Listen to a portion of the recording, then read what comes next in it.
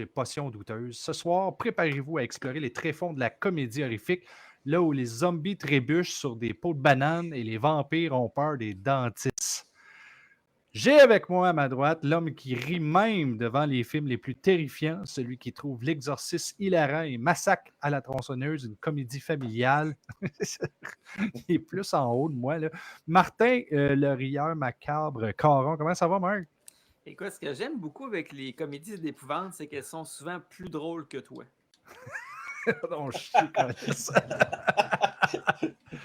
Et là aussi, j'ai mon autre co-animateur qui est le seul homme capable de faire fuir un fantôme en lui racontant une blague, celui qui pense que Freddy Krueger aurait besoin d'une manicure. Et j'ai parlé ici de Sylvain Chénier. Sylvain, hein, on a réussi à obtenir la vidéo de la semaine avec toi qu'on va montrer à tout le monde.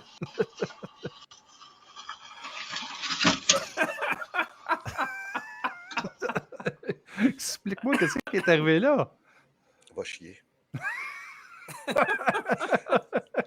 Le pire, gang, ceux qui écoutent, c'est que on l'entend clairement dire tabarnak. Et non, on va le faire rejouer juste pour ça. Attends.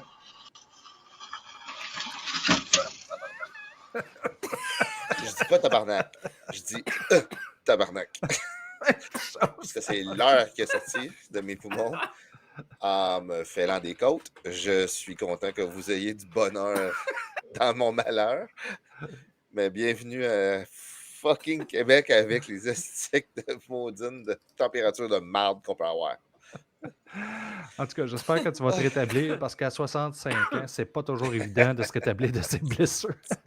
Hey, ce soir, on a aussi l'honneur d'accueillir un maître de l'absurde, un homme qui a déjà fait rire un zombie jusqu'à ce que sa mâchoire tombe. Et parler ici de Sébastien, le farceur fantomatique. Thériault, comment ça va, Seb? Pretty good, pretty good. Mieux que Sylvain, anyways. Je vais prendre ça de même. Je vais mes wins. Tu guéris probablement plus vite aussi. Là. Moi, je mets du sel dans ma cour, Andrés, pour éviter les choses, mais je juge pas. Là. Je juge pas. On a tout de suite en partant, on a Nicolas qui dit ça commence rough à soir. Yes. Oui, ça commence rough parce qu'on aime ça quand c'est rough, mais il y a quelques petits trucs aussi qui est rough cette semaine. Et c'est les nouvelles de la semaine dans l'horreur. Il n'y a pas grand-chose pour être honnête avec vous autres, mais soyez pas gênés, Seb, Marthe, puis Sylvain, si vous voulez rajouter quelque chose. Moi, ce que j'ai comme nouvelle, c'est que Shudder a sorti Cat in the Brain de Lucio Fulci cette semaine. Pour les fans de Lucio Fulci, allez voir ça. Cat in the Brain est pour moi l'un des meilleurs films de Lucio Fulci après The Beyond.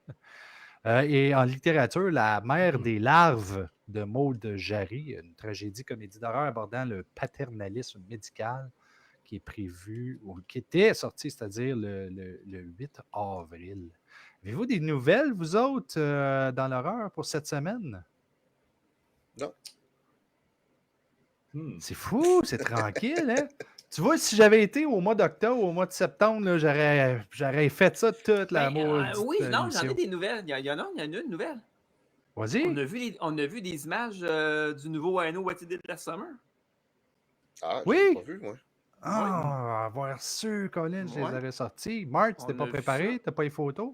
Ben non, j'ai pas ça, mais on voit un Freddie Prinze Jr. Vieillissant, on voit Jennifer Love Hewitt quasiment difficile à reconnaître, là, elle a pris de l'âge aussi, évidemment.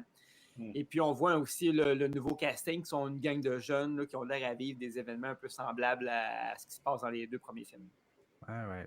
Ben, écoute, moi, j'adore I Know What You Did Last Summer. Le deuxième, je n'ai vraiment pas trouvé ça très impressionnant. Bon, là, on ne parlera pas du troisième, qui était complètement terrible. Grosse merde. Pourquoi on ne partirait pas à la place avec le thème de la semaine, qui est les comédies d'horreur? Évidemment, ça ne peut pas juste être des comédies d'horreur, ça peut être aussi des films de science-fiction d'horreur, ou dans le genre au moins. Puis ma première question, puis je veux commencer avec Martin Caron là-dessus, c'est pourquoi, selon vous, la combinaison de l'humour et de l'horreur fonctionne-t-elle si bien au cinéma? Ben, je vais te répondre à ça en citant le maître du suspense, Alfred Hitchcock lui-même, qui disait que dans un film de tension et de suspense, c'était toujours très important d'offrir une soupape au spectateur pour lui permettre à un moment donné de respirer puis d'avoir un petit moment de répit. Puis après ça, boum, le rembarquer dans le stress puis dans le thriller, tu sais. Fait que la comédie d'horreur, c'est un peu ça, sa fonction. C'est que ça elle permet de voir de l'horreur tout en étant un peu amusé, un peu, tu sais, être moins sur le bout de son siège. Et je pense que ça, probablement que c'est ce qui explique peut-être un peu le succès qu'ont eu ces films-là.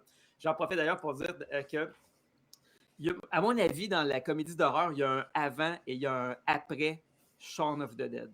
Je pense que Shaun of the Dead est une pierre angulaire dans ce type dans ce sous-genre-là. D'ailleurs, l'explosion de la popularité et de la comédie d'horreur s'est fait ressentir beaucoup dans les années qui ont suivi Shaun of the Dead.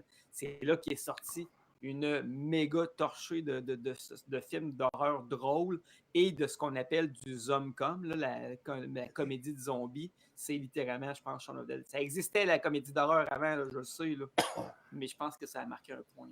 Tu m'as appris quelque chose parce que je ne savais pas qu'il y avait un terme pour ça qui est Zomcom. C'est la première fois que j'entends ça, Zomcom. Exact. Ouais. Comme souvent, on va appeler les rom-coms, les comédies à la Notting Hill, par exemple, là, ou Love Actually. Là. Mais dans la comédie de zombies, on appelle ça effectivement un Zomcom.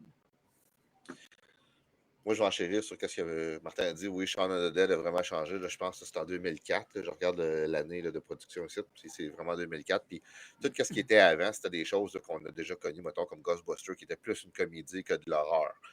Young Frankenstein, même chose. Beaucoup de comédies basées sur un film d'horreur. Little Shop of Horrors, c'était une comédie musicale. Mais le remake est une comédie musicale, mais le film original de Corman, non. Là. Mais c'était une comédie pareille. Rappelons le numéro absolument formidable de Jack Nicholson qui va chez le dentiste dans ce film-là. C'est malade. C'est un classique. Mais tu sais, il n'y avait rien qui prenait vraiment le thème du zombie ou comme l'apocalypse, quelque chose de même. Puis je trouve que, c'est drôle, mais Shaun of the Dead, c'était vraiment pas une comédie d'horreur. C'est juste par le fait que ils l'ont mis dans la réalité, que le gars, il se réveille, puis il se promène, puis du jour au lendemain, tout le monde se promène en zombie, puis il est comme, qu'est-ce qui se passe? T'sais? Puis c'est là que la comédie sort du film, parce que c'est comme une personne qui se prenne au sérieux dans la réalité d'aujourd'hui, que tu sors, puis tout à coup, tout le monde alentour de toi, c'est des zombies, puis ça marche tout super tranquillement. Puis, tu sais, c'est pas le Night of the Living Dead qu'on a vu des dernières années où les zombies courent comme des malades. Là. Mais c'est plus le côté, tu sais, comme de l'ancien temps où ils sont tous super lents. Puis tout le monde se fait tout le temps rattraper, puis ils se font tout le temps tuer comme dans les films. Fait que là, les autres, ils ont comme pris comme, ben là, Chris, je peux me rendre au building, ils marchent tout slow, tu sais. Fait qu'ils prenaient comme un bat, ils en frappent une coupe, tu sais. C'est comme, c'est le ridicule comme du réalisme du zombie, tu sais. Seb? Ouais, je pense qu'une bonne raison, j'agree avec ce que les deux ont dit, mais je pense qu'une autre bonne raison, c'est que autant l'horreur que la comédie, le thème contest c'est vraiment bien le tone du film, parce que si tu compares Ghostbusters avec Beetlejuice, avec c'est vraiment des tones différents, puis horreur est la même chose. Tu as du stuff qui est vraiment over the top, que si tu réussis bien ton tone, tu sais quoi faire si ton film passe bien avec des fans, puis ça, puis je pense que c'est le cas qui se mixe vraiment bien, ben, je pense à des affaires un petit peu plus vieux comme Terror Vision, c'était complètement horror comedy absurde. Qu'est-ce qu'il y avait des Arachnophobia, du stuff qui était quand même des bons tones, tu sais, Elvira, c'était clairement viré là-dessus. Body Bag, que le Carpenter, c'était comme beaucoup des creep shows. So, il y a quand même eu assez de... C'est vraiment le tone qui va venir faire la différence. Puis même, je ne sais pas si on est à le mentionner, je vais le mentionner tout de suite. Dans Hollywood, un des projets qui est plus dommage qu'on n'a jamais eu, c'était Jaws 3 People Zero, qui était supposé d'être la troisième. Connaissez-vous ça? Ou? Non. Moi, ça ne me dit rien. What? OK, non. OK. So, OK, wow. Universal, au début, de faire le troisième film de Jaws, Ils ont considéré faire un film qui allait être une parodie complètement des films. Ça allait être comme Animal House, ça allait être un film d'horreur? Ouais, ben c'était comme une parodie. Ben ça allait être Joe Dante qui allait directer. C'était écrit par John Hughes. Puis c'était les vrais producers de Jaws qui avaient fait ça. Puis Spielberg n'était pas trop content de ça. Puis le but était que le film était qu'ils essaient de faire un film sur Jaws. Puis c'était complètement absurde, là, tu sais. Puis que le crew se faisait manger, puis tout. Qu'il y avait des affaires absurdes complètement. Puis c'était National Lampoon Project qu'elle avait. Puis c'était. Ok, je suis surpris, vous n'avez jamais entendu parler de ça. C'est vraiment. Quand j'avais rencontré Joe Dante, j'ai comme. Parce que ça n'a pas sorti le projet, fait qu'il n'y a pas tant d'informations. Mais j'ai réussi à trouver le script. J'ai le script quelque part ici, là, printé, là, comme au complet. Là. Ça s'appelle comment encore Jaws 3 People Zero. Tu sais, il y a le cover puis tout. Ouais, Joe Dante allait directer. Puis ça, c'est un des plus. Finalement, Joe Dante aura fait Piranha, qui est un rip-off. Ouais, qui était carrément. Qui était ça, ouais, probablement. Yeah, puis honnêtement, c'est vraiment un des gros projets que je suis comme, man, imagine si ça allait arriver, ça aurait été un des early. Puis c'était super méta, c'était comme avant Scream, avant tout ça, que ça allait se moquer. Ça allait se moquer de l'obsession d'Hollywood avec les sequels, puis tout ça. Fait que comme, ça aurait été absurde. Puis j'ai lu le script, ça fait longtemps, mais c'est Alien Shark à un moment donné qui a pris, puis ça me rappelé des affaires, là, ça fait trop longtemps, mais comme finalement, il décide de juste ouvrir une compagnie de quelque chose, puis anyway, c'était juste vraiment stupide. But ça vaut la peine de faire la recherche, il y a un petit peu de détails que tu peux trouver sur ça. Là. Je sais pas si Ben en fait, regarde, j'ai quelque chose ici que je vais partager, là, ça va prendre un petit peu plus de temps, là. Mais wow, c'est vraiment la première fois que j'entends parler de ça. Moi aussi, totalement. Je suis un fan de Jaws de fini. Là, ouais, moi, Jaws, c'est... Mais ça, j'ai... Attends, je pense que j'ai un livre sur ça. OK. Mais en attendant, ce que je vais faire, c'est que je vais partager quelques commentaires qu'on a eus. On va revenir un petit peu en arrière parce que Pierre-Luc a partagé une nouvelle qui a été annoncée il n'y a pas longtemps. Puis c'est vrai, je n'avais pas pensé à ça. Seule nouvelle, Shudder augmente ses prix. Effectivement, Shudder a décidé d'augmenter leur prix. Moi, ça ne me dérange pas parce que c'est pas cher, Shudder. Okay? C'est pas comme freaking 25$ comme Netflix qui, je pense, a été changé comme à 30$ là, dernièrement. Là. Ça n'arrête pas d'augmenter de Netflix. Ah, man, c'est comme, OK, à un moment donné, peut-être que je vais commencer à songer à laisser faire ça, tu sais, parce que ça ne marche pas. Là. Et sur les autres commentaires, on a sur la question, j'avais demandé pourquoi que, selon vous, la combinaison humour puis horreur, ça fonctionne bien. Pierre-Luc, il dit c'est tough, l'horreur est subjectif, l'humour est subjectif. Si tu veux pas un film d'horreur avec de la comédie ou une comédie avec de l'horreur, balancer les deux est un art. C'est vraiment vrai, ça. Absolument, parce qu'il y a plusieurs films des comédies d'épouvante, justement, qui ne sont pas capables d'ajuster l'équilibre entre les deux. Effectivement, c'est difficile. Nicolas qui dit Prime qui a confirmé que la série Carrie de 8 épisodes réalisée par Flanagan s'en vient bientôt. Un tournage à Vancouver sur des nouvelles de plus. Ouais. On revient. Ouais, je pense. C'est. Il y a personne qui va battre ce que Brian De Palma a fait avec Carrie. Oubliez ça. Faut pas être biased. OK? Il faut pas que tu dises que c'est imbattable parce que The Thing de John Carpenter a battu à plat de couture l'original. Là. Je m'excuse. Ah oui, mais là, on parle d'exception. Là, mais je veux dire, Brian De Palma, je t'invite à revoir Carrie. The Fly était pretty good aussi, une coupe. Faut juste que le bon monde travaille dessus. À la fin de la journée. Oui, mais là, vous parlez de deux films dont les originaux étaient, somme toute, assez ordinaires. Là.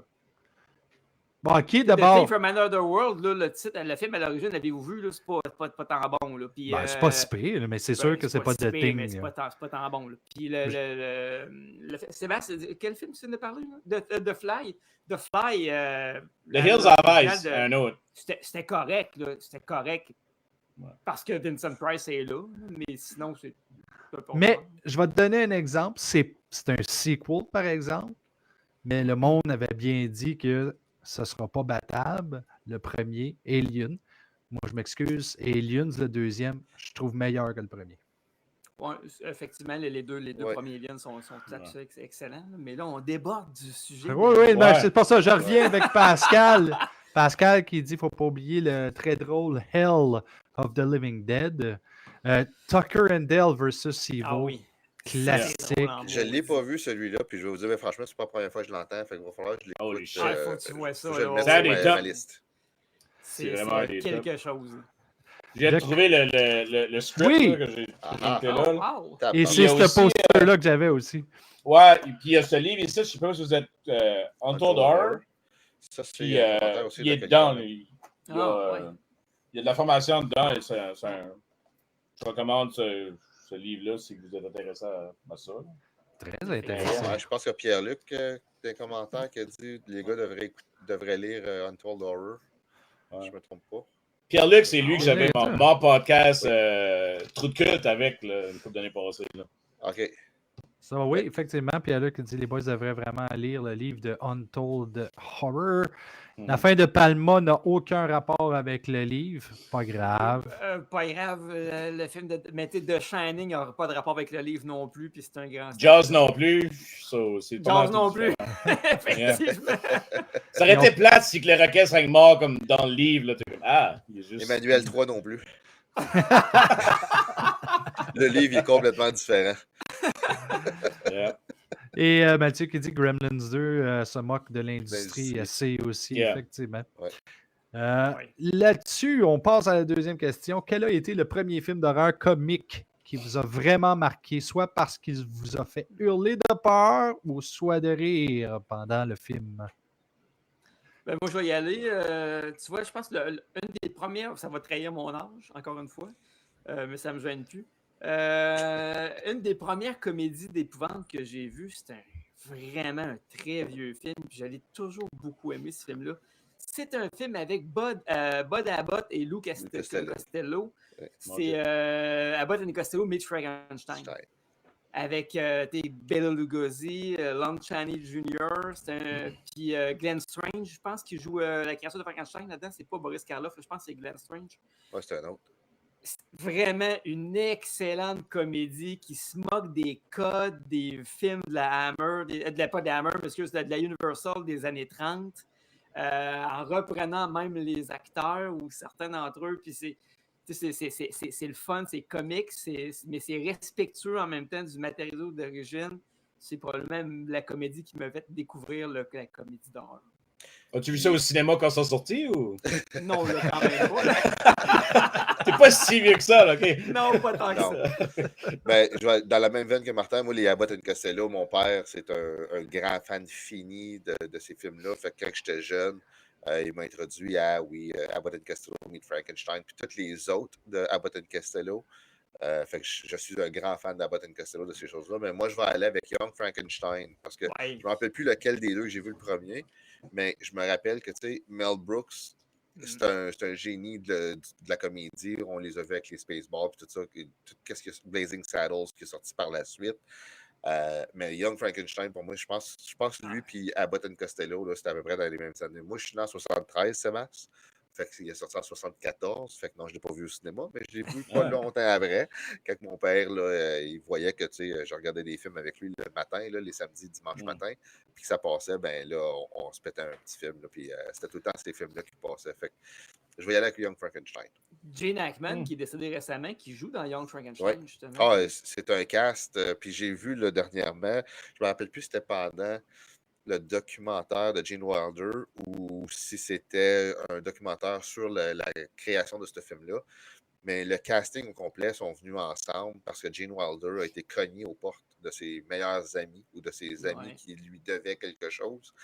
Puis ça a fini en sorte que ça a fait ce film-là avec plein d'acteurs qui étaient à ce moment-là des grands acteurs connus puis qui ont quand même eu des bonnes carrières. Seb? Moi, je pense que faudrait que j'irais avec deux films qui sont sortis la même journée puis la même année que je suis né. Ghostbusters puis Gremlins.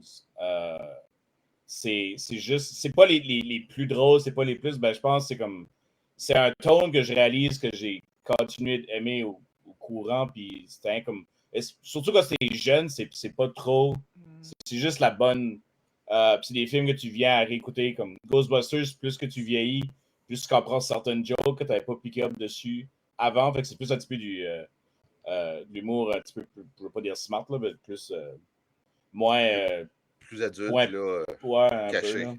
Ouais. Ouais.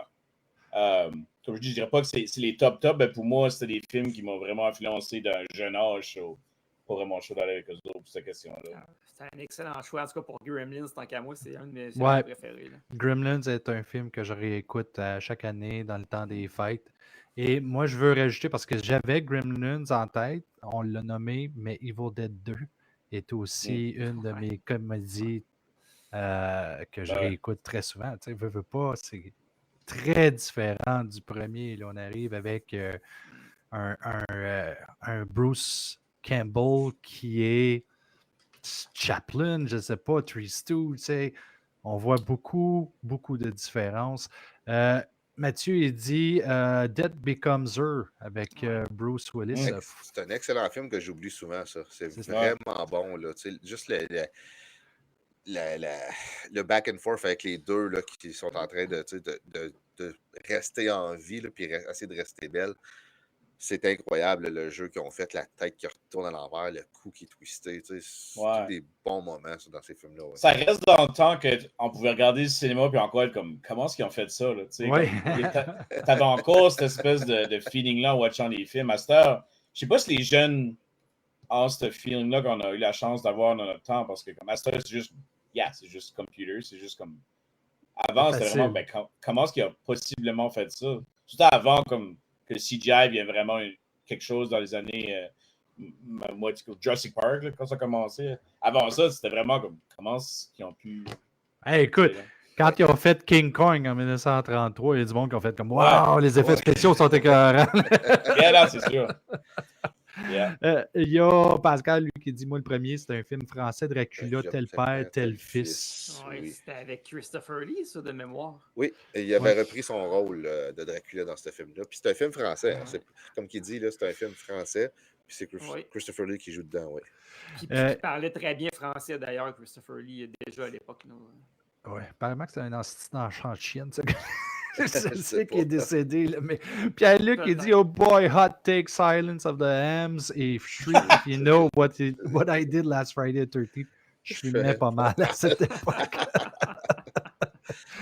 Plus jeune, j'avais bien aimé Transylvania 65000. J'avais tellement ri.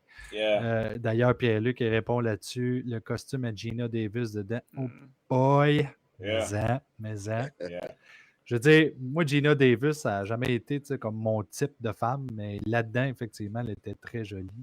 Et Pascal et Charlot contre Dracula, bon souvenir aussi. J'en regarde pas un bon souvenir, moi, de ce film-là. Pendant tout, j'avais Comment ça? Ah oui, hein? Je trouvais ça plate, là, à mourir. Je m'excuse, mais c'est pas dégueulassement plate. Bon, troisième question. L'humour dans un film d'horreur doit-il servir de soupape ou de moteur? En voulant dire, est-ce qu'on doit en cramer beaucoup ou est-ce qu'on doit doser un petit peu? Je trouve que c'est vraiment le sujet. Tu sais, Shaun of the Dead, autant qu'il y en a beaucoup, il est amené de façon efficace. Versus Beetlejuice, que c'est littéralement comme de la comédie par-dessus de la comédie. Tu arrives, tu tournes, c'est même pas un fantôme qui est épeurant, même le gars qui je pense qu'il y a un requin qui est après sa jambe, qui est à moitié. C'est même pas comme épeurant, tu sais, puis ils en mettent autant. Fait que ça dépend de la façon qu'ils l'apportent. T'as des films comme Ghostbusters, que c'est plus de comédie, qui est cramé beaucoup de comédie dedans. Mais je pense que c'est le sujet qui va apporter, ou bien un peu comme Sébastien disait tantôt, le ton du film. Ouais, c'est ça. Le ton du film va décider si ça va être vraiment drôle, avec des punchlines continues, ou si ça va être plus dark un peu, puis que les punchlines vont venir tranquillement dans le film, bâtir la comédie en arrière-scène. Ça, c'est juste mon côté à moi, là. Moi, je suis embêté parce que, en fait, il y a des films comiques d'horreur, puis il y a des films d'horreur comiques, maintenant, on va le dire de Ouais. même. Là. Comme Young Frankenstein, tu sais, c'est une comédie avant tout. Oui, Tu sais, c'est tout à fait. pas de l'horreur. Mais tu regardes quelque chose comme. Alors que Evil Dead 2, comme tu l'as demandé tantôt, c'est le contraire. C'est un film d'horreur avec des éléments comiques. C'est Ouais. ça. Fait que c'est le ton du film qui va nous apporter là. Tu sais, Ouais. Puis il y en a un qui est meilleur que l'autre, je suis pas prêt à dire ça. Si le film est bon, il est bon. Là, c'est bien fait. Le editing, je trouve que, par exemple, le editing, tu sais, dans les films d'horreur, c'est très important Oui. parce que. Dans les comédies aussi, Sylvain. Oui, mais c'est ça. Fait que, tu sais, encore plus quand ça vient à des films d'horreur avec de la comédie. Parce que tu as deux choses qui viennent en bout de ligne. C'est pas juste de monter le moment qui est horreur, qui est épeurant, si on dit, mais aussi, il faut que tu édites le film Faut que tu de builds façon la joke, efficace pour que la joke Exact. frappe. Puis Exact. ça, je trouve que les bons films sont capables de faire de la bonne édition d'une scène à l'autre. Oui. Ouais, parce que tu regardes des films, mettons, comme de Trauma, Toxic The Avenger ou bien Ouais. Class M. Newcomb. Tu sais que en regardant un C'est film des- de même, tu t'attends à rien de sérieux. Là. Non. C'est juste du trash, c'est juste la comédie, entre guillemets, parce que c'est pas nécessairement tout le temps drôle. Là. Non. Mais êtes-vous capable, ça c'est quelque chose que je veux demander, là, êtes-vous capable de me trouver un film d'horreur dans lequel c'est vraiment épeurant, mais que la comédie, elle est très présente, mais très subtile?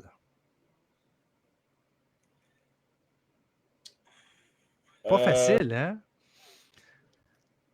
J'essaie de me rappeler. Cabins in the Woods, peut-être. Ouais. Qui est Oui. quand même bien fait. C'est quand même absurde, mais c'est traité. J'essaie de penser à d'autres. Là. Slither. Slither, la comédie est quand même assez présente. Ouais. Ouais, quand il est dans la grange, là, c'est pas mal un peu. Ouais. C'est vrai. Il y a des scènes, ça fait longtemps que je l'ai vu, fait que je me rappelle plus de tout. Là.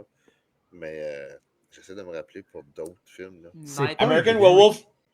Werewolf in London, c'est comme. Je pense que ça serait Ouais. bon. Là. C'est un Alors, bon exemple. écoute Night of ça. the Creeps, peut-être aussi. Night of the Creeps, c'est plus drôle. Fright Night, C'est ouais. plus So, le drôle, mélange ouais. parfait pour Pascal, lui, ça reste Return of the Living Dead, and American Werewolf in London, ou Fright Night, qui est super bien balancé. Trois très bons choix, d'ailleurs. Là. C'est vrai que c'est pas facile, par exemple, de trouver, mettons, un film d'horreur qui est beaucoup plus horreur, mais avec beaucoup de subtilité d'humour.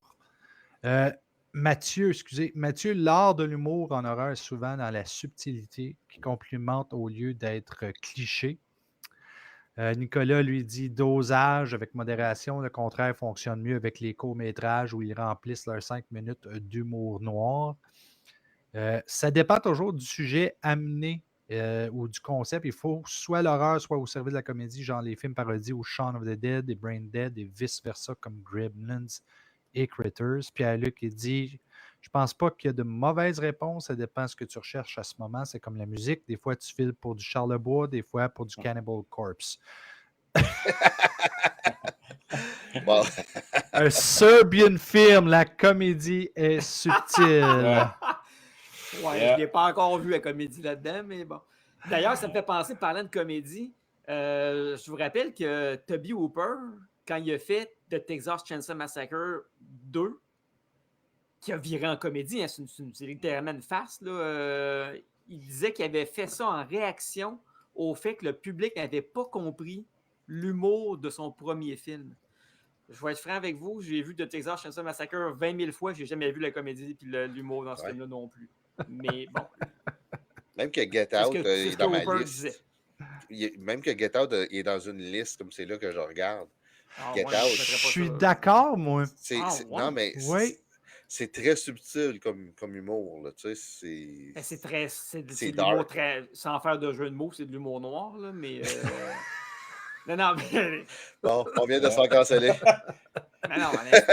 Non, mais Vous comprenez où ce que Oui, je veux je aller, comprends, là? oui. c'est Non, satirique. C'est satirique, c'est- là. Oui. Oui, Et effectivement. ce que tu vois qu'est-ce que Jordan essayait de faire, c'est de C'est une représenter satire de l'Amérique, là, un peu. Là. oui, Oui. de la ségrégation raciale, Puis effectivement. oublions pas que Jordan Peele, son pain et son beurre, c'est l'humour. Tu sais. Il a Oui, commencé en avec ça. plus. Fait que, tu sais, pour lui, de rentrer un film très, très noir, comme ça, excusez-moi encore du pun, comme Martin dit, mais très dark comme feeling, là, tu sais, où tu sais, ils prennent littéralement contrôle de personnes, etc. Puis de rentrer un petit peu de comédie là-dedans, de la satire, de tout ce qui se passe, c'est quand même très bien fait, là, tu sais, Oh oui. c'est passable. Puis il y avait son friend là, qui parlait Ouais, au c'est fond. ça, Lui, je m'allais dire. il était vraiment un comic relief tout le long du film, carrément. Là. Ouais. So, Jusqu'à la fin, même. Peut-on faire une bonne comédie d'horreur sans gore? Et peut-on faire une bonne comédie d'horreur sans comédie physique? Ben, on peut Ouais, faire des bonnes comédies d'horreur sans gore. Oui, la réponse c'est oui, absolument. Ouais. Même s'il y a des comédies d'horreur gore qui sont très drôles parce qu'on joue avec le gore pour rendre ça drôle, justement. mhm. Pense entre autres à Brain Dead. Oui, entre autres. Effectivement, ça a une parfaite illustration. Terrifier Mais, 2, on a un autre qui est. Aussi. Ouais. Aussi. Ouais. Quand on va dans les extrêmes, des fois, c'est Ouais. volontairement comique. Mais je ne sais pas si tu avais l'intention d'en parler, Martin, mais il faudrait aussi peut-être qu'on parle à un moment donné des films qui sont involontairement comiques. Hein? Oui. C'était dans les questions pour plus tard. OK, on va en parler plus tard. So, on dit, tu sais, c'est drôle parce que là, on parlait de gore, tu as parlé de Terrifier, tu sais. Et Terrifier, moi, il y a deux genres de public. Tu as ceux qui sont crampés parce que c'est intense en esti, puis tu as ceux qui sont comme, oh my God, c'est sick, ça n'a juste pas de sens. Yeah. Même moi, en tant que fan d'horreur, quand j'ai vu la scène iconique de Terrifier, le premier, j'ai fait comme holy shit! Je m'attendais. Ah non, écoute, ça frappe là, de bas en haut. Là, Ouais, littéralement. La scène dans la chambre à coucher du deuxième film est absolument atroce. Ouais, lui, quand il revient avec le détergent ou whatever.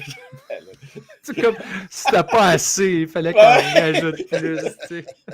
Yeah. Mais tu vois, ça, c'est le genre de comédie que nous, fans d'horreur, vont bien comprendre. Mais quelqu'un qui est juste comme des gens qui aiment l'horreur, mais pas comme nous, tu sais, puis qui va regarder quelque chose de même, ils vont souvent être traumatisés, là. Yeah. Comme... Quand j'ai vu Terrifier 3 au cinéma, j'étais avec La Rock, Pierre-Luc qui est dans le chat, puis il y a quelqu'un de notre cinéma qui a évanoui. Oh my God. Moi je l'ai pas vu, ben, La Rock se penche par moi, puis il était comme, je pensais que ça arrivait rien que des films, ça, whatever. J'étais comme, qu'est-ce que tu parles de? Il dit, ben, t'as pas vu le gars évanouir? Je suis comme, non. Comme, j'avais pas, d'un, j'écoutais le film, ben, j'ai pas eu chance de le voir. Le gars s'est levé, puis il a descendu les marches, puis il est comme évanoui. Puis, puis c'était au début du film, si je me rappelle bien. Puis quand on a sorti. Parce qu'on est sorti après le film, il y avait encore l'ambulance qui était hors, ça. Mais, ouais. Wow! Ouais. C'est un peu ce qui est arrivé à Sylvain Chénier quand il est revenu chez eux. C'était... Ouais! Tant qu'à y être, et voilà! Il venait de voir Terrifier 3, il revenait du cinéma quand il a fait ça. Pierre-Luc a amené quelque chose de vraiment drôle. Ben, pas drôle, c'est intéressant. Considérez-vous Hocus Pocus une comédie d'horreur? Moi, je pense que c'est une comédie d'horreur pour les plus jeunes. Okay. C'est pour les introduire. Moi, j'aurais plutôt dit que c'est une comédie fantastique, tant qu'à moi. Comédie d'horreur, non. Comédie fantastique, oui. Ouais. Notre âge, c'est fantastique, puis les plus jeunes, je pense que c'est comme... Peut-être. Sébastien, t'avais de quoi à dire là-dessus, je pense? C'est un peu comme Ernest Scared Stupid, là. C'est juste là que c'est... Yeah. Ouais. C'est un bon gateway horror que t'appelles, là, que c'est comme les chars de poule qui t'amènent dans Stephen King éventuellement. Là, c'est le genre de film-là que...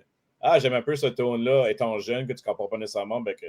Là, c'est drôle parce que là, ça me fait penser à Gremlins, OK? Gremlins, c'est-tu un film pour enfants? Non. Ben, c'est ça qui est le pire, hein? C'est quand que ça a sorti, là, je m'excuse, on était quand même assez jeunes. Ça a sorti en 84, fait que j'avais une dizaine d'années. J'avais 1 an. Pardon? J'étais né cette année-là. T'es né cette année-là. On a un jeune loup avec nous autres. Mais non, j'avais comme 10 ans, 11 ans dans ce temps-là. Là. Fait que je me rappelle d'avoir été le voir au cinéma avec mes parents. Même que mes parents étaient comme OK. C'est quand même assez rough à un moment donné là, quand les Gremlins commencent à être un petit peu plus rough et tout ça. Mais je pense que c'était comme juste sur la limite à ce temps-là. Tu sais, il y a Gizmo qui était cute, puis tu avais les Gremlins. Fait que c'était comme un mélange juste assez pour que les jeunes puissent le voir. Puis, tu sais, aujourd'hui, on regarde ça, puis je pense que la société est rendue un petit peu trop politically correct. Là. Fait qu'aujourd'hui, si tu refais ce film-là, mettons, puis sans les mêmes effets spéciaux, là, mais je pense qu'il y a beaucoup de parents qui seraient choqués de savoir qu'ils ont utilisé un Gremlin. En fait, Sylvain, je vais faire du millage sur ce que tu dis. Là. Je l'ai vu au cinéma Moussin en 84. Je peux te dire une affaire, j'ai eu la chienne de ma vie. J'avais eu crissement peur. Mais c'est pas ça. Ce que je voulais dire, c'est que ce que tu viens de dire là, c'était vrai aussi en 84. Le film a fait scandale à l'époque. Les parents étaient en sacrement, notamment parce que la compagnie avait fait la promotion du film en l'annonçant comme étant un film familial. De Spielberg qui venait juste de faire E.T. Voilà, exactement. Et ça a tellement semé une commotion dans le public américain que ça a poussé la MPAA à créer un nouveau système de classement qui est le PG-13. Hein. Ça vient, tout ça découle de Gremlins. Ah, ben ça, je ne savais pas que c'est Gremlins qui est parti. Parce que nous autres, à Gatineau, on trouvait ça bien correct, mais à Québec, vous autres, vous étiez offusqués, c'est sûr. On était offusqués. Nous autres, à Maniwaki, c'était des cartoons l'heure de midi. Non, à Maniwaki, ils montraient à Abbott and Costello, puis ils pensaient que c'était des nouveaux films.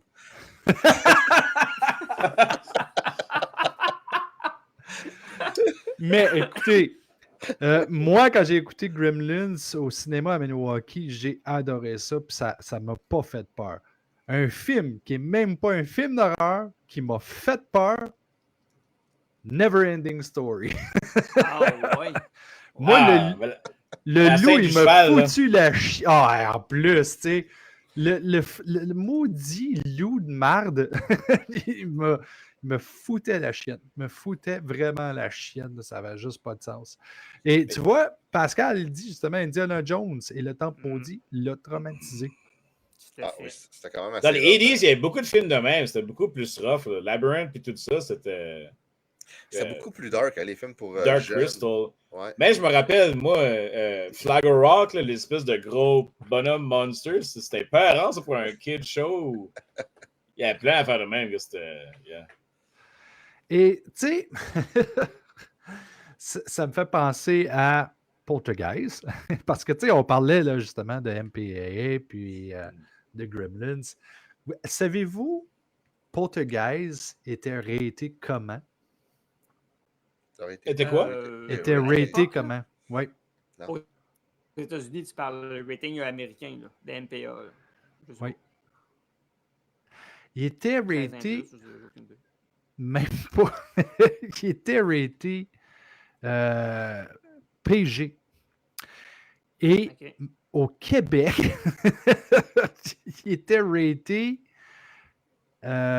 général. Ben, ça a toujours été comme ça. Hein, ça a toujours été comme ça. Au Québec, la régie du cinéma a toujours été plus permissive que la réglementation américaine. Et ceci étant dit, il y a une grosse différence aussi entre le Québec et les États-Unis. Le système de classement, c'est qu'aux États-Unis, c'est un conseil, alors qu'au Québec, c'est la force de loi. C'est illégal. Tu ne peux pas faire entrer une personne mineure dans un film qui est, par exemple, 13 ans et plus. Je me souviens plus c'est quoi le oui, tu peux. Au Québec. Oui, tu peux. Pas au Québec. Non, tu peux pas. Oui, tu peux. Non, tu peux pas. C'est force de loi. Ça dépend. Ça dépend. Il y en a qui c'est accompagné d'un adulte, effectivement. Oui, ça, oui. Mais au Québec, c'est la force de loi. Même affaire pour les clubs vidéo. Les clubs vidéo ne peuvent pas louer une vidéocassette 16 ans et plus à un jeune, par exemple. Alors qu'aux États-Unis, ça n'a pas force de loi, ce système-là. C'est une suggestion. Okay. Vidéo Super Show, d'autres, les 18 ans et plus, on les laissait passer en marche, même avec les portes qui squeakaient. C'est vrai, tu ne pas dire ça. Jonathan qui dit Hocus Pocus, je le mettrais au même niveau que Clue ou Eastwick, Witches, pas Clue. Oui, Witches of Eastwick, hein, oui, ça c'est un bon film là, que j'ai pas ici, là, mais oui, ça pourrait être partie de ça, parce que je me rappelle que tout le moment où ce que Jack Nicholson à la fin il se fait ramasser par les trois sorcières, il y a des moments de comédie incroyables là-dedans. Là, tu sais. Tout le long du film, tu sais, c'est de se bâtir vers ça. Fait que je pense que Witches of Eastwick, là, c'est un bon film qui nous apporte Jonathan là-dessus parce que le sujet comme de ce film-là, c'est de se rendre à ce niveau-là où ce que le diable se fait ramasser. Là, tu sais. Là, Spoiler alert. non. Je pense que c'est assez hors-jeu, là. T'as Pierre-Luc qui dit l'été de mes 11 ans m'ont magané quand j'étais kid. Ah ouais, la scène du petit gars du. Where's his glasses? Where's his glasses? Yeah. Moi, c'est Debbie qui va à Dallas. Sacrifice. Moi qui pensais qu'il était pour voir un bon film de football. Tabarnouche. Elle se fait Debbie ramasser par Dallas. tout le team. Là, Même E.T. au début, c'était épeurant aussi, quand même. Là, Oui, comme au début, oui. parce qu'il. J'avais été. Le cinéma, j'assume que ça au Québec aussi. Là. Ils faisaient rejouer des films classiques pour les jeunes, là, comme les samedis le matin. Puis j'avais été à E.T., puis j'avais été tout seul. Puis il y avait plein d'enfants. Évidemment, c'est tout du monde de notre âge qui amène leur enfant pour la première fois. Puis je me disais, comme, man, ces enfants-là, mais que Elliot voit E.T. dans le champ, là, ça va. Puis. Le film a juste commencé, puis juste le score, juste la musique. Il y a une petite fille proche de moi que je l'entends comme Mom, that's scary. J'étais comme Hey, God, toi, brise-toi, parce que comme. Mec, E.T. est bien blanc, puis tout, là, ça va bien. ouais, mais là, c'est plus épeurant à ce moment-là. Là. Ben, ma Ouais, fille, ouais. en fait, moi, ma fille, elle a cassé quand E.T. est blanc et est malade. On a arrêté le film là. Elle n'a plus jamais voulu revoir E.T. du restant de sa vie. Elle n'a jamais écouté encore aujourd'hui. Oh oui. Ouais. Ouais. Man, j'ai pleuré, moi, E.T. là. J'ai Ah, ouais. pleuré à chaudes Ouais, larmes. moi là. aussi. Moi aussi. C'est difficile à battre un film comme E.T., mais on va revenir quand même à nos moutons. Et parlant de moutons, hein? Black Sheep, y'en a-tu qui aiment ça ici? Y a-t-il justement un humour trop absurde qui brise l'effet horrifique? Ou est-ce que c'est justement le but?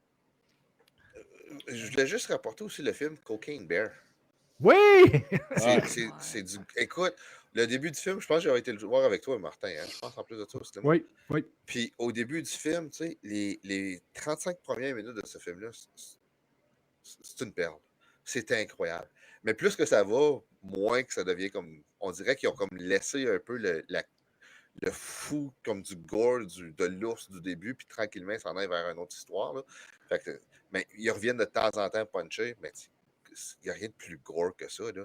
Hey, le gars qui se fait ramasser dans l'ambulance, qui se fait traîner, c'était le fun à voir. Là, tu sais. Mais ça répond pas à la question, par exemple. Vas-y. Trop absurde. Trop Est-ce que absurde. ça brise l'horrifique ou est-ce que c'est Cocaine le Bear. but? Cocaine Bear, je pense que c'est qui a brisé un peu le côté horrifique. Je ne sais pas qu'est-ce qu'il essayait de faire. Puis c'est là où ce que Cocaine Bear, je pense, a manqué un petit peu sa shot. Il voulait aller dans l'absurde de la vraie histoire d'un ours qui a fait de la côte, qui est parti un petit peu fou. Mais ils l'ont mis tellement gore. Mais en même temps, comme on dirait qu'ils ont essayé de ramener quelque chose d'autre là-dedans. Ils ont essayé de faire quelque chose qui ne fonctionnait pas à un moment donné dans l'histoire. Ça, c'est juste mon point de vue. Là. Mais... Je pense Terrifier 2, especially le deuxième, je pense que c'est le bon exemple que comme ils ont clairement essayé d'aller autant absurde puis gory qu'ils pouvaient, puis le résultat est resté solide autant que c'est scary, autant que c'est gross, autant que je pense que c'est une bonne balance tout de même pour ta question. Là. Si c'est bien, c'est comme n'importe quoi, il faut que c'est bien fait. N'importe quoi, si c'est moindrement maltraité, ça passe pas. Là. Il y a aussi quelques comédies d'horreur qui sont totalement absurdes, mais qui sont vraiment le fun à regarder. Je pense à Bloodsucker from Outer Space, par exemple, ou à The Dead Next Door, qui ont un niveau de comédie qui est absurde, mais qui sont le fun à regarder. Colin, j'avais un film en tête qui était... Ah, je me rappelle plus. Mais moi, si... Ah oui, tu vois, on parle d'absurde, là. Une comédie absurde que j'ai faite, comme puis ça m'a fait réfléchir, là. Rubber. Rubber, c'est comme, tu peux pas avoir plus absurde que ça. Là. On parle d'un pneu qui tue du monde à l'aide de télékinésie. Là. Puis t'as les autres, dans le fond, qui sont en train d'observer qu'est-ce qui se passe avec des jumelles, puis ils se demandent plein de questions. T'es comme, my God, c'est donc bien fucking weird. Moi, ça m'étonne pas quand tu l'as vu, ce film-là. Mais, ceci dit, c'est intéressant. C'est intéressant de regarder ce film-là parce qu'il y a quelque chose derrière. Le réalisateur n'a pas fait ça juste parce qu'il voulait faire quelque chose d'absurde. Il a fait ça parce qu'il voulait expliquer quelque chose sur les gens qui sont observateurs, voyeurs. Ils regardent qu'est-ce qui est ridicule, qu'est-ce qui n'a pas de sens, puis ils sont quand même attachés à ça. Ils sont comme addicts à ça. Ils ont besoin de savoir ce qui va se passer, même s'ils savent que c'est complètement inutile de perdre leur temps là-dessus. Là. Je te dis, ça va plus loin que qu'est-ce que tu regardes. C'est sûr que ma femme qui était à côté, qui regardait ça, était comme qu'est-ce que c'est ça? Mais tu sais, il y a des films des fois de même sur le côté humoristique qui fait quand même du sens, même si c'est complètement absurde. Ça dépend de ton QI humoristique, que Pierre-Luc dit. Psycho Gorman était goofy au plus haut point, mais j'ai adoré ça. Si vous ne l'avez pas vu, je le conseille fortement. Mathieu qui dit Beau is Afraid est supposé être horreur. Il y a de la comédie et j'ai rien compris de l'horreur. J'ai ni ri. C'est dans l'absurde aussi, Martin. Je ne sais pas si vous avez déjà vu Killer Condom. Oui. on est pas mal dans l'absurde, pas mal aussi là-dedans. Mais là, tu viens de me faire penser justement à un autre exemple qui est Teeth. Ouais. Teeth, C'est absurde. Mais est-ce que c'est comédie ou est-ce que c'est tout simplement une métaphore sérieuse d'expliquer d'une façon absurde? Ben, je pense que c'est une métaphore féministe. C'est un film féministe fondamentalement, Teeth, là. Sur le contrôle du corps par des jeunes femmes par elles-mêmes. Là. Mais c'est une comédie. Moi, je pense que c'est une comédie d'horreur, mais qui a un sens qui est signifiant. Un sens qui est signifiant, c'est vrai. Killer Clowns from Outer Space est un bijou dans son absurdité. Puis ça, c'est voulu, ça, c'est assumé 100%. Jonathan qui dit Rubber est un film très méta, une observation sur la vision du public sur le cinéma de genre. C'est exactement ce que je disais. Pierre-Luc, Undead avec le chasseur qui cache un shotgun dans son cul. Ou le daim de film de manteau de cuir psychopathe. Le daim, excuse. Slacks, ouais, ok, Slacks, ouais, des jeans qui tuent du monde, toutes des bonnes comédies avec des prémices tellement absurdes. D'ailleurs, que je connais la réalisatrice de Slacks, on a eu un moment donné en interview. Super gentil en passant. Là. Moi, je connais mon deuxième voisin, il s'appelle Jean-Claude. Il y a aussi. Attends. Jean-Claude, c'est-tu celui qui n'avait pas mis de sel?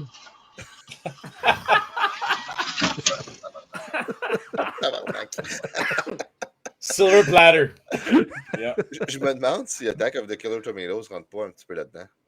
Oui. Et d'ailleurs, dans Attack of the Killer Tomatoes, Sylvain, t'as reçu une canne de tomates dans la tête. Yeah.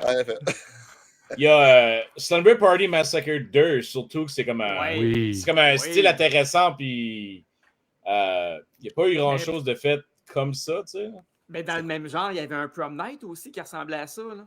Mm-hmm. Pas Prom Night. Prom Night 3, là. Prom Night 3, exact. Ouais. Ben, c'est drôle, tu dis ça, puis là, ça m'a fait penser à Stage Fright, qui a été refait, mais en musical, et que j'ai adoré d'ailleurs. J'ai trouvé ça freaking génial, même si c'est complètement différent. Là. C'est quoi, Martin, le film qu'on avait regardé? C'était-tu un castor ou quelque chose là, qui attaquait un paquet de monde? Zombievers. Non, qui attaquait... Zombievers. Non, c'est C'était fucking drôle, ça. Slaughterhouse. C'est un slot qui tue du monde. Slot, excusez-moi, c'était pas... Ouais, oui.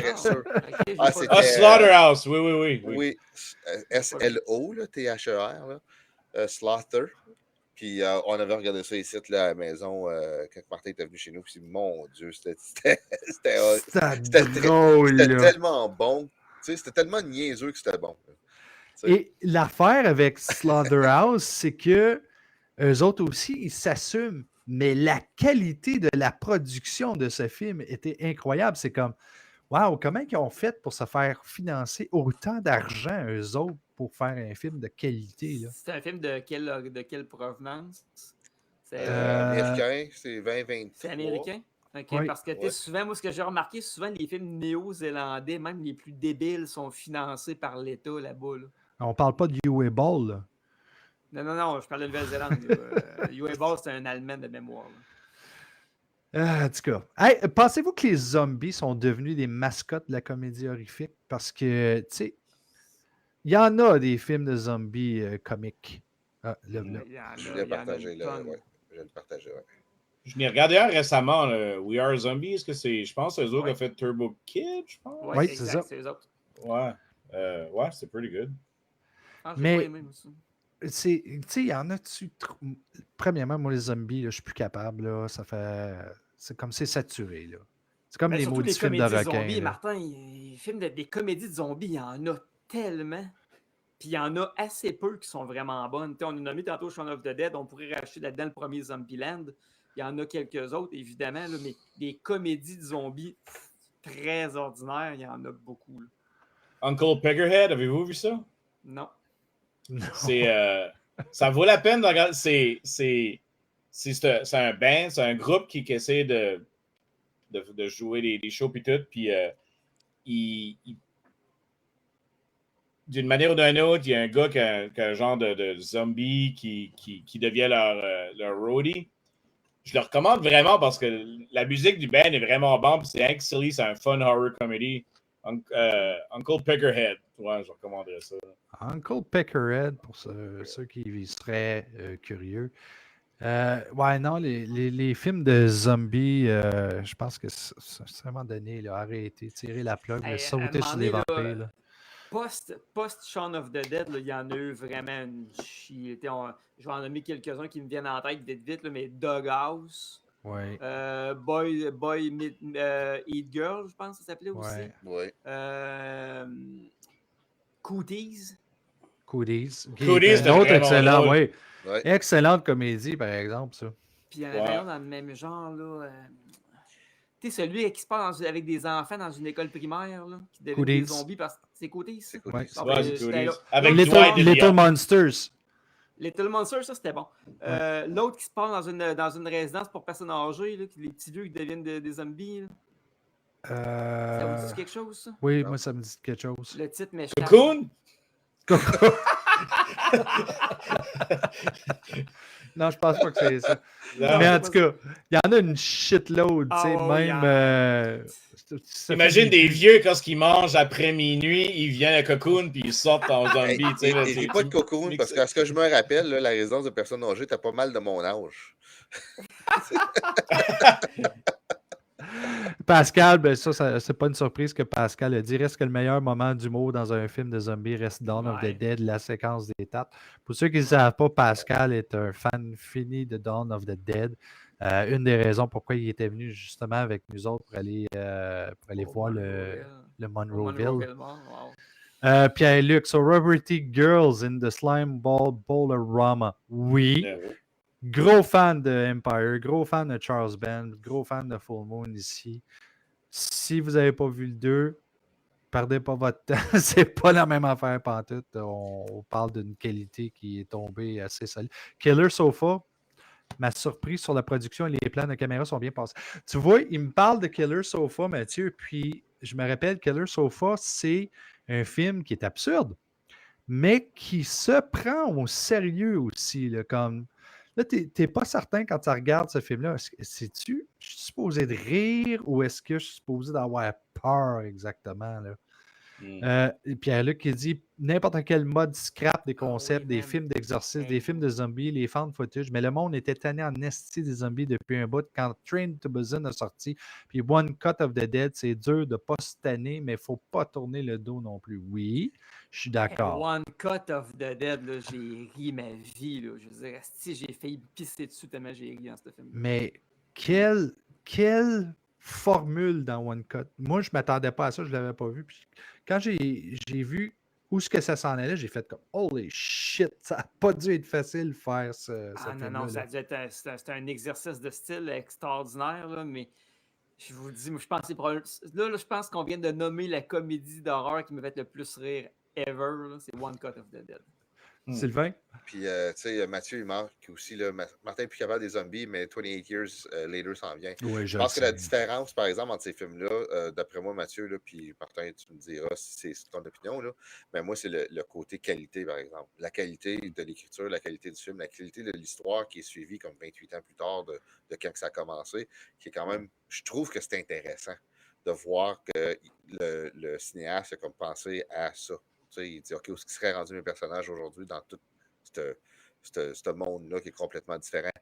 Versus Walking Dead, qui, je pense que j'ai laissé après la 3-4e saison. Qu'a duré 28 ans, tu sais. Écoute, Walking Dead, là, la série, c'est littéralement le Seigneur des Anneaux, mais sur une traque de train d'un village à l'autre avec des zombies. Ça arrête plus, maudit. Là, c'est rendu Daryl Dixon en Europe. L'autre, hey, c'est rendu, ils sont sur le canal Évasion, tabarnak, avec ça, tu sais. Ouais, parce que ça fait partie de ça, c'est de l'évasion. Non, mais tu sais, ils se promènent à travers la planète, là, comme c'est là. Écoute, là, tu sais, à un moment donné, là, c'est assez. Moi aussi, là, les zombies, là, c'est comme, t'as le tordeur à bout, là, puis c'est assez. Mais je pense que moi, c'est plutôt l'écœur en titre aigu du style de Walking Dead qui arrête juste plus, comme Chris. Non, je comprends ton point, par exemple. C'est vrai ce que tu dis. Sauf que même si c'est une bonne histoire et que tu as le film parfait de zombies, là, ok, je t'ai cœuré quand même d'avoir des zombies. Tu peux-tu me sortir quelque chose d'autre? Là? Walking Dead, là, ça fait fucking 15 ans que ça dure. Là. 15 ans, là, c'est long. Là. Non, c'est ça. Comme eux autres, moi, je suis plus capable. J'ai complètement décroché. J'ai même pas regardé les nouvelles séries ou les choses. J'ai regardé la série de celle qui était filmée à Los Angeles, qui était supposée nous montrer le début de tout ça. Puis finalement, Fear of the Walking Dead. Puis finalement, tout le monde a comme tombé dans les pommes, mais c'était sur un bateau pendant 2 semaines. Fait que tu comprends pas plus ce qui s'est passé. Fait que fuck that. Là. Fait que j'ai comme lâché prise. Mais 28 Years Later, moi, je trouve que c'est juste que le cinéaste a eu une bonne vision du premier au deuxième, puis maintenant au 28. Puis une autre bonne comédie aussi, une série aussi en même temps, What We Do in the Shadows. Ouais. Oui. Tu sais, juste voir ce groupe-là ensemble, dans un appartement en train d'essayer de vivre, ou dans une maison en train d'essayer de vivre dans le traditionnel d'aujourd'hui, je trouve que c'est super bon. Le film était très drôle aussi. Oui. Jonathan qui dit Zombie Strippers, One of the Dead. One of the Dead, c'était quand même assez drôle. Puis c'est un des rares films d'horreur cubain qu'on a pu voir ici en Amérique. Il a été capable de tourner son film sans se faire arrêter. C'est un exploit en soi. Avez-vous, avant qu'on finisse ça, avez-vous déjà vu ça? Oui. Et le 2 aussi. Ouais, c'est un anthology. J'ai travaillé là-dessus un peu, puis c'est comme promoté un peu, mais c'est vraiment. Moi, j'ai ri, je l'ai vu au cinéma, un festival à Saskatoon avec le director, puis ça. Puis j'ai vraiment. J'avais pas ri de même dans. L'affaire de Jason, je ne vais pas spoiler, mais quand il sad anyways. Ouais, non, dis-le pas. Non, on a vraiment ri. Là. Et ma fille l'a vu avec moi, le 1 puis le 2, et elle a adoré ça. Ouais. Mais je me rappelle plus si c'est dans le 2 ou dans le 1, mais la flaque de gore, c'était une excellente passe. Mais c'est un fun concept parce que tu avais Rad Chad qui était le gars du Video Store qui servait comme du device puis ça. Puis on a fait beaucoup d'affaires avec ça. Il y avait un numéro de téléphone que tu pouvais appeler. On avait fait des cartes de club vidéo. Oh, nice. Si tu allais sur le site puis tu appelais vraiment, tu textais pour demander des recommandations de films. Comme le directeur du film allait vraiment te texter des vraies affaires. Puis tu pouvais appeler, laisser des messages, puis tout. Puis on a fait des collecting cards pour chaque affaire, pour toutes les... Anyway, c'était vraiment un fun projet. Puis j'espère qu'il réussit à en faire d'autres. Le 2, je ne sais pas comment ça avait fait, là, mais j'ai vraiment aimé ces 2 films-là. Tu peux dire que c'était fait par des fans pour les fans, là, comme vraiment. Là. Marc, tu veux nous montrer quelque chose? Ouais, moi aussi, avant de partir, je voulais juste dire que si les films absurdes ou complètement loufoque et vous intéresse, là, ben, je vous recommande le petit livre qui s'appelle Film de ouf, qui est écrit par Claude Gaillard. C'est une compilation des films d'épouvante avec les sujets les plus ridicules qui n'ont jamais été tentés. Entre autres, on voit ici Zombie Ass, notamment, qui est complètement en cave. Puis une couple d'autres. Ça, c'est un petit guide. Là, ça vaut quoi, 20-25$ peut-être. Là, c'est vraiment intéressant. Et tu parles de ça. J'aimerais montrer Ma vie, mon Sprite, qui est un film d'épouvante un peu en soi-même, d'un jeune homme qui se promène à travers Québec et qui est un peu délaissé à lui-même à se demander est-ce qu'il a le droit. Est-ce qu'il a le droit de rentrer au Dagobert puis il se fait tout le temps refuser? Dagobert. C'est l'histoire de ma vie. Hein. Et là, tu m'as fait penser, Marc. J'ai Awful Awesome, le 1 et le 2, que Steve Villeneuve m'a acheté pour ma fête. Comme vous voyez. Alors, montrons les livres. Le Fouawa. C'est vrai, vous autres, vous le voyez à l'envers. Je ne sais pas si les auditeurs le voient à l'envers, parce que moi, je me vois à l'envers. On le voit à l'envers, tu sais. Et... Moi, c'était moi, le voit c'est tout à l'envers. Et Marc, juste pour que tu saches, la couverture de ton livre, c'est Killer Sofa, justement. C'est Killer Sofa, exactement, oui. Et là, vous voyez, il y a plein de sticky, là, ici, là. Ça, c'est tous les films que j'ai écoutés jusqu'à date des livres. C'est fou, raide. ton Robert. Et voilà. OK, je veux juste finir avec la dernière question parce que c'est celle qui va vraiment bien finir l'émission. Si vous deviez faire découvrir la comédie horrifique à quelqu'un qui n'a jamais osé, quel film serait votre meilleur ambassadeur puis pourquoi? Shaun of the Dead. Pour le vrai, là, pour moi, là, OK, on oublie les films des années 70, 80, tout ça. Pour moi, Shaun of the Dead, c'est le summum de la comédie avec l'horreur.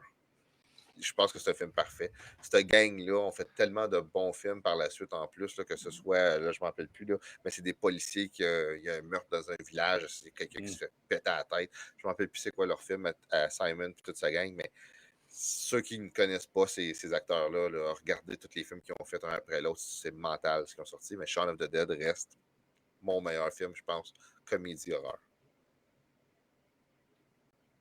Les autres?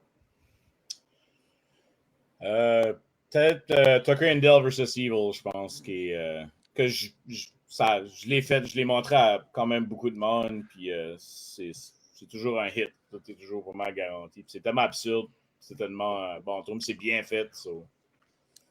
Yeah. Moi, j'aurais probablement répondu Shaun of the Dead aussi, mais pour faire différent, je pense que je dirais peut-être Zombieland, mettons, parce que je pense que c'est aussi une excellente comédie d'horreur, très, très accessible. Moi, je pense que je choisirais ça. Et moi, j'en ai deux, je sais qu'on va les voir à l'envers, là, mais The Final Girls et Happy Death Day. Vous le savez peut-être déjà pour ceux qui les ont vus. C'est deux films qui jouent pas mal avec soit le temps ou le retour en arrière.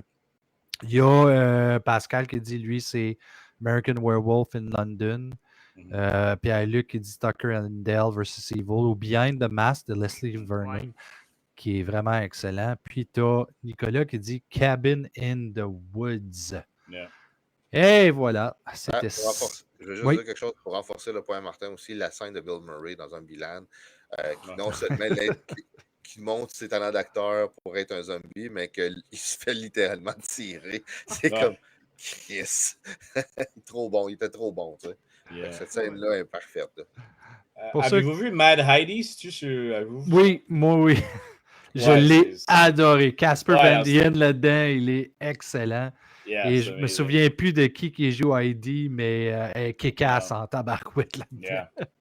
So, ceux qui écoutent, on a quelques films à vous suggérer. Shaun of the Dead, Evil Dead 2, What We Do in the Shadows, Tucker and Dale vs. Evil, Gremlins, Reanimator, Brain Dead, Scary Movie, hein, on n'en a pas parlé, Freaky, que j'ai adoré avec Vince Vaughn, Idle Hands, qui est un excellent film. Oui, c'est vrai.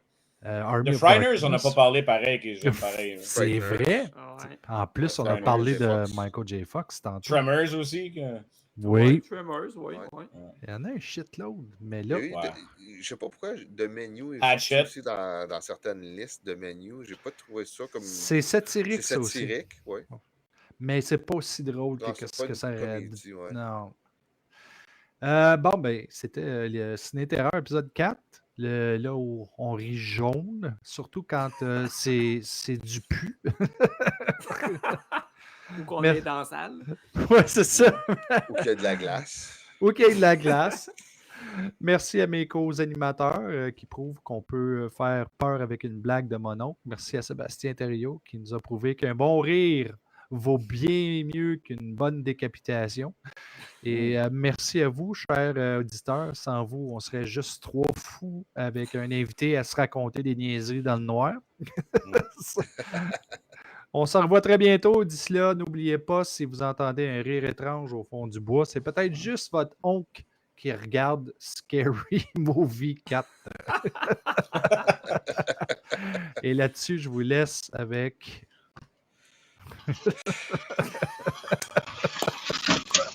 Tabarnak. Bonsoir tout le monde. Salut.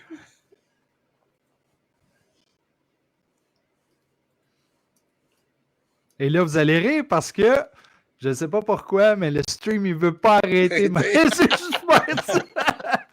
OK, tout le monde, on quitte. Bye. Sérieux? Bye. Ah,